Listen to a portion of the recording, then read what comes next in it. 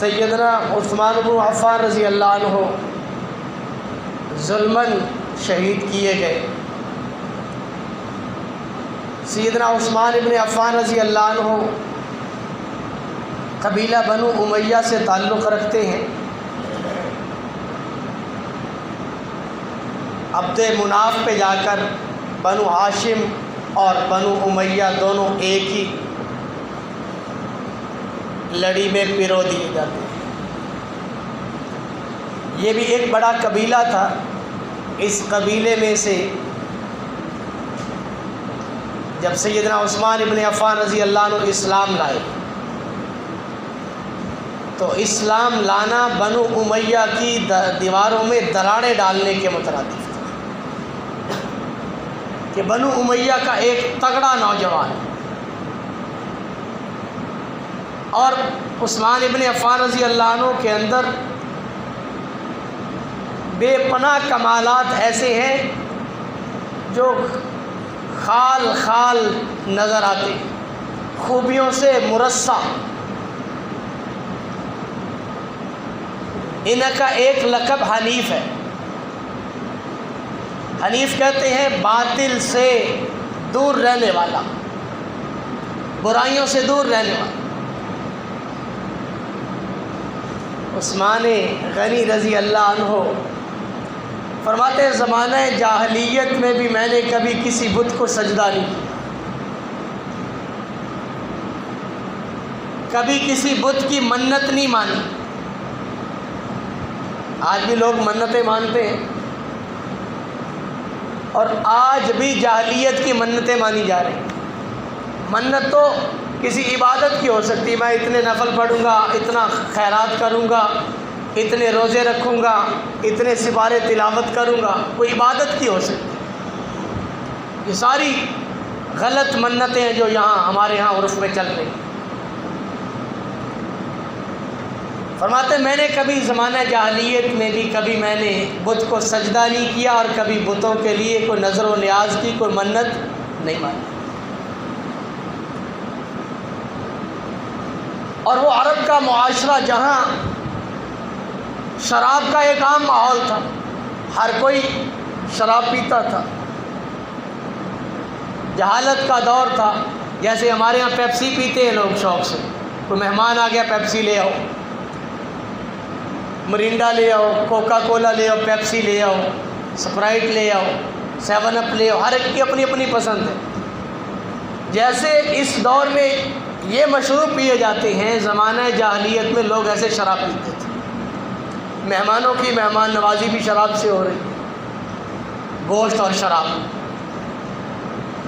تو جہاں ایسی کثرت سے ایک مشروب سمجھ کے پی جا رہی ہو، سیدنا عثمان رضی اللہ عنہ فرماتے میں نے کبھی زمانہ جاہلیت میں بھی شراب نہیں۔ دین حنیف پر ایسے گامزن تھے، برائی سے دور، ہر بری چیز اور ہر ایسی چیز جو باطل کا ہتھیار ہے اس سے شروع سے دور رہے۔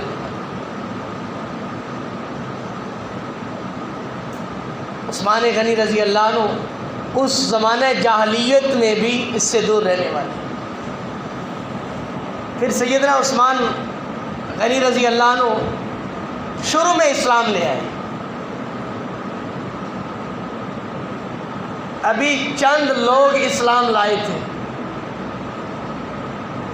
کہ ابو بکر صدیق رضی اللہ عنہ جب شروع میں دعوت کے لیے گئے تو ان اپنے دعوت کے اندر جو لوگوں کو اسلام کے لیے لے کر آئے ان میں عثمان غنی رضی اللہ عنہ تھے، یعنی شروع میں اسلام لانے والے۔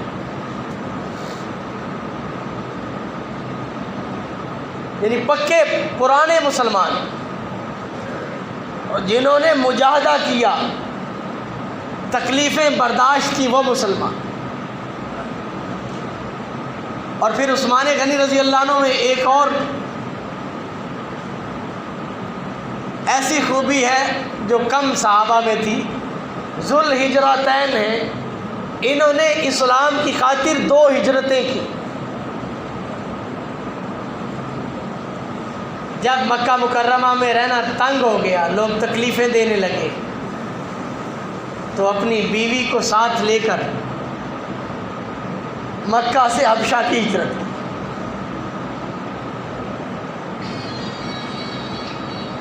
حبشہ کی ہجرت میں عثمان غنی رضی اللہ عنہ شریک ہے۔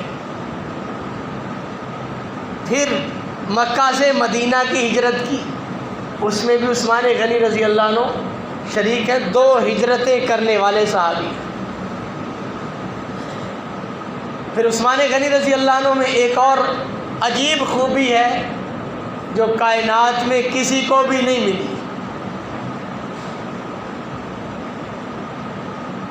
ان کا لقب ہے ذی النورین۔ نور العین کہا جاتا ہے بیٹی کو، بیٹی آنکھوں کی ٹھنڈک ہوتی ہے باپ کے لیے۔ اور رسول پاک صلی اللہ علیہ وسلم کی 2 صاحبزادیاں ام کلثوم اور رقیہ، 2 آپ کی لخت جگر عثمان رضی اللہ عنہ کے نکاح۔ ایک کا انتقال ہو گیا تو رسول پاک صلی اللہ علیہ وسلم کی ذات اقدس نے دوسری بیٹی نکاح میں دی۔ کوئی کائنات میں ایسا شخص نہیں جو امتی ہو اور اس کے گھر کے اندر کسی نبی کی 2 بیٹیاں ہوں۔ یہ واحد ہستی سیدنا عثمان ابن عفان رضی اللہ عنہ ہیں جن کے گھر کے اندر نبی کی 2 بیٹیاں۔ عثمان غنی رضی اللہ عنہ کے بہت سارے فضائل ہیں۔ ایک فضیلت یہ ہے کہ عثمان غنی رضی اللہ عنہ با حیا تھے، حیا بہت تھا طبیعت۔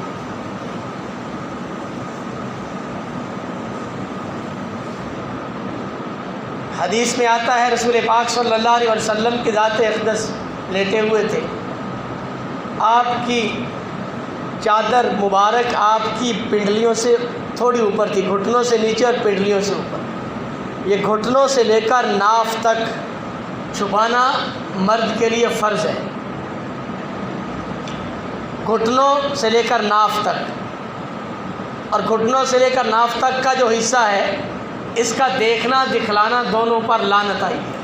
اور ہمارے اس معاشرے میں آپ دیکھ لیں آج کے نوجوان، انہیں پتہ ہی نہیں بیچاروں کو، نہ گھروں میں کسی نے بتایا نہ اسکولوں میں بتایا کسی نے، وہ نکرے پہن کے پھر رہے ہیں، ان کے گھٹنے بھی ننگے ہو رہے ہیں، خود بھی لعنتیں لے رہے ہیں اور جو دیکھ رہے ہیں ان کو بھی لعنت کا سبب بنا رہے ہیں۔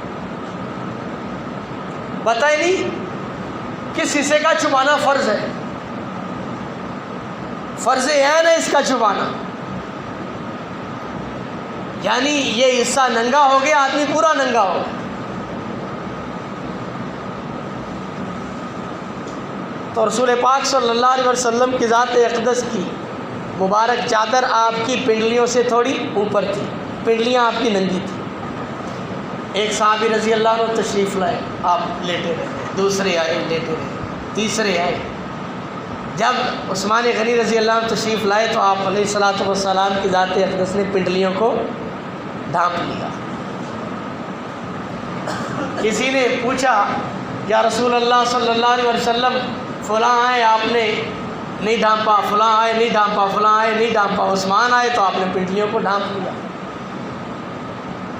تو حدیث کی کتاب میں وہ الفاظ موجود ہیں جس کا مفہوم یہ ہے کہ عثمان سے تو آسمان کے فرشتے بھی حیا کرتے ہیں، اتنے حیا کرنے والے۔ فرماتے ہیں میں کبھی اپنے گھر کے اندر 4 دیواری میں بھی چادر اتار کے نہیں نہایا۔ ہم سارے نہاتے ہیں غسل خانوں میں، چادر اتار کے نہاتے ہیں، شاید کوئی ہو جو نہاتے ہوئے اپنا تہمت نہ اتارتا ہو۔ عثمان غنی رضی اللہ عنہ کبھی چادر اتار کے نہیں نہائے۔ عثمان غنی رضی اللہ عنہ کو ایک اور بڑی زبردست فضیلت حاصل ہے۔ رسول پاک صلی اللہ علیہ وسلم کی ذات اقدس نے ارشاد فرمایا ان لکل نبی رفیق فی الجنہ، ہر نبی کا جنت میں کوئی نہ کوئی رفیق ہے، دوست ہے۔ خاص دوست جو ہر وقت ساتھ رہتا ہے، جسے آج کی زبان میں پرسنل سیکرٹری لوگ کہتے ہیں۔ ہر نبی کا جنت میں ایک رفیق ہے، رفیقی فی الجنت عثمان بن عفان، جنت میں میرا رفیق عثمان ہے۔ یہ عثمان غنی رضی اللہ عنہ کی فضیلت پر یہ ساری کی ساری چیزیں ہیں۔ اس کے علاوہ مبشر بالشہادہ ہے۔ بخاری شریف میں روایت آتی ہے رسول پاک صلی اللہ علیہ وسلم احد پہاڑ پر تھے، آپ کے ساتھ ابو بکر رضی اللہ عنہ، عمر اور عثمان، یہ چاروں موجود ہیں۔ احد پہاڑ ہلا، جنبش لی اس نے، تو آپ علیہ السلام نے پاؤں مارا اور فرمایا اسکت، ٹھہر جا، تیرے اوپر ایک نبی، ایک صدیق اور 2 شہید ہیں۔ آپ کی شہادت کی خوشخبری بھی پہلے تھی۔ نبی تو رسول پاک صلی اللہ علیہ وسلم اور صدیق ابو بکر صدیق رضی اللہ عنہ، اور شہید عمر رضی اللہ عنہ اور عثمان غنی رضی اللہ عنہ۔ یہ وہ عثمان غنی رضی اللہ عنہ ہیں، یہ تو ان کے ذاتی فضائل ہیں، اور جو ان کا کردار ہے، مکہ سے مدینہ طیبہ آ گئے،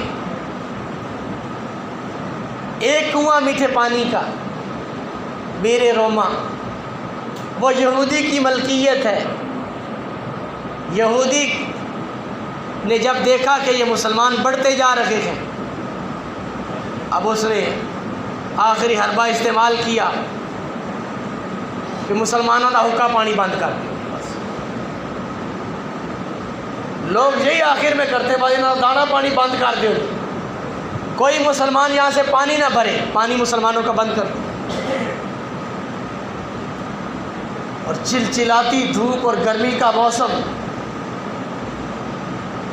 رسول پاک صلی اللہ علیہ وسلم بڑے فکر مند ہوئے۔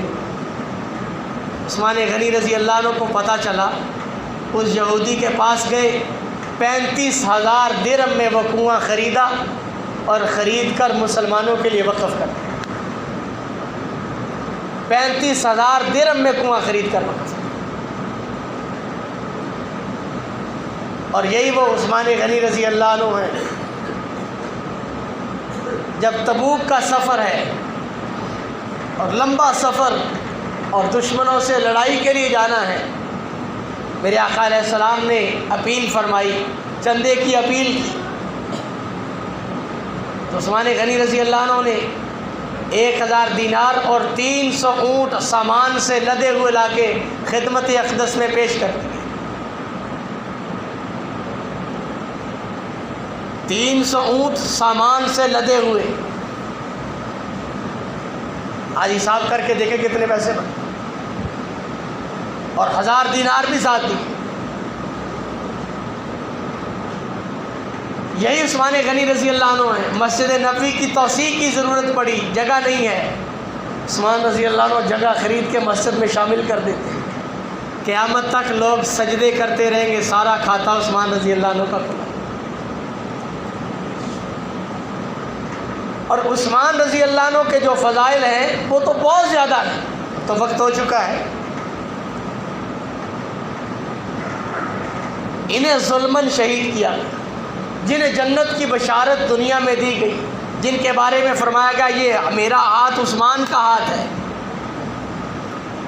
آج لوگ ان کے کیڑے نکالتے ہیں، بڑے بڑے اینکر بیٹھے ہوئے کہ یہ ان کے اندر یہ خامی تھی، ان کے اندر یہ خامی تھی۔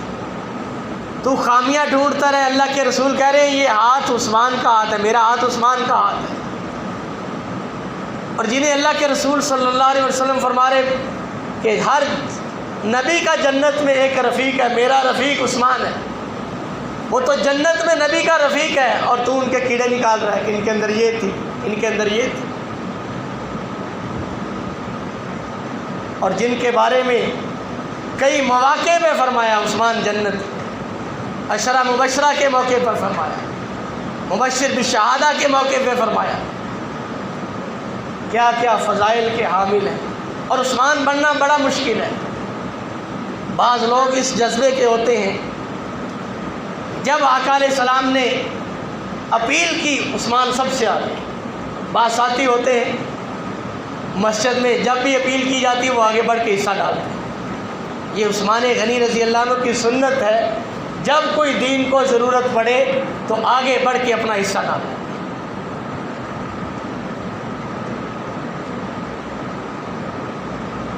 یہ مساجد کا اور مدارس کا جتنا نظام چل رہا ہے پاکستان میں آج تک، یہ 75-76 سال ہو چکے، کبھی بجٹ میں 1 روپیہ مساجد اور مدارس کا نہیں رکھا گیا.